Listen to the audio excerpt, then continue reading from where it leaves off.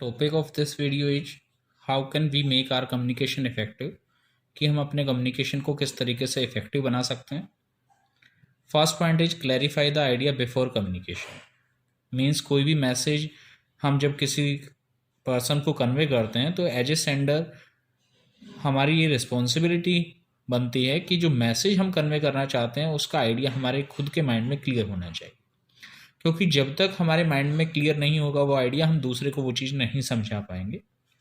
Second point, communication according to the need of the receiver, कि communication जो है वो रिसीवर की नीड के अकॉर्डिंग होना चाहिए। यानी कि कम्युनिकेशन का जो मैसेज है या सब्जेक्ट मैटर या जो कंटेंट है वो रिसीवर की नीड के अकॉर्डिंग होना चाहिए। यानी कि ऐसी इन्फॉर्मेशन होनी चाहिए जो रिसीवर के काम की हो। अननेसेसरी कम्युनिकेशन नहीं होना चाहिए। अगर आप अननेसेसरी मैसेज कन्वे करेंगे तो उसका कोई बेनिफिट नहीं होगा एक रिसीवर के लिए। Third point is consult others before communicating, कि जब भी आप किसी के साथ कम्युनिकेशन करते हैं, कोई मैसेज कन्वे करते हैं, तो सबसे पहले अगर आप उस आइडिया के बारे में क्लियर नहीं है तो आप कंसल्ट कर सकते हैं किसी अदर पर्सन के साथ, किसी एक्सपर्ट के साथ। यानी कि कम्युनिकेशन करने से पहले आप उस आइडिया को, उस मैसेज को दूसरे से कंसल्ट भी कर सकते हैं अपने कम्युनिकेशन को इफेक्टिव बनाने के लिए। Next point is use of proper language, tone and contents of message. आपको अपने मैसेज कन्वे करने के लिए एक प्रॉपर लैंग्वेज का यूज करना चाहिए। आपकी टोन आपकी मैसेज के अकॉर्डिंग ही होनी चाहिए और उसका जो कंटेंट है वो भी अप्रोप्रिएट होना चाहिए। हमें ऐसी लैंग्वेज का यूज करना चाहिए जो एक रिसीवर के लिए इजीली अंडरस्टैंडेबल हो, जिसको वह आसानी से समझ पाए।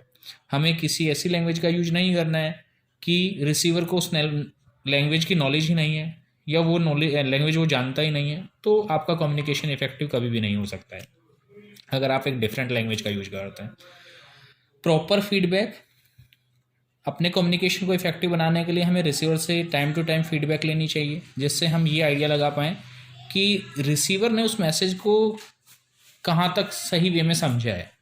अगर फीडबैक नहीं होगी तो हम ये नहीं पता लगा पाएंगे कि रिसीवर ने मैसेज को सही सेंस में समझा है या नहीं समझा है। Next point is communication for the present as well as for the future, कि कम्युनिकेशन जो है प्रेजेंट के साथ साथ फ्यूचर के लिए भी होना चाहिए। वो प्रेजेंट नीड के साथ साथ फ्यूचर नीड का भी ध्यान रखे।